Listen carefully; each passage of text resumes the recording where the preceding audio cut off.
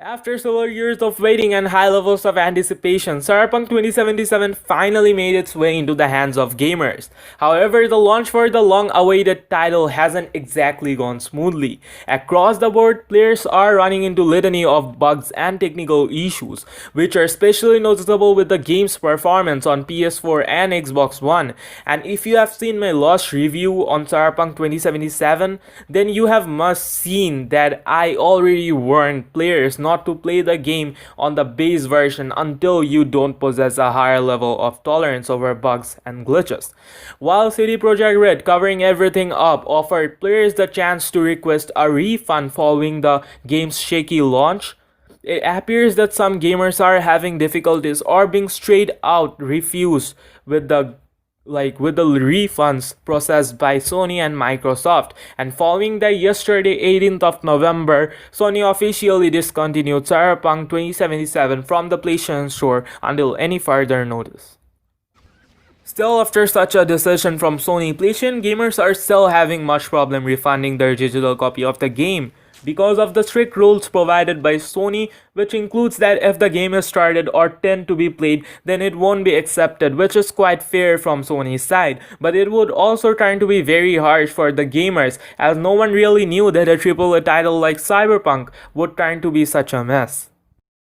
But on the flip side, Sony's rule also include that if the game has any critical issues, it would be refunded even if it is played, and Cyberpunk is one of such games. And I really think that there is not much to be tensed off, because at the end of the day, Sony is quite committed to refund all the players. But still, if you are unlucky enough to not get a refund, then in this post, CD Projekt Red also states that there will be two major updates on January and February, which pretty much commits to end all vulnerable glitches and issues and make the game playable enough.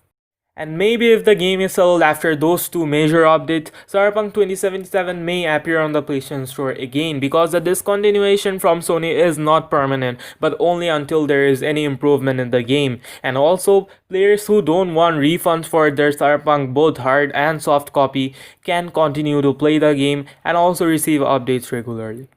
On the other hand, Microsoft Xbox is also accepting refunds, but yet didn't really go for a big step against Cyberpunk. Rather, they do also have the same problems as the PS4 version, but maybe they will go for the path of patience and wait for the updates and improvements in the game, or maybe they can also go for a big step in the coming days.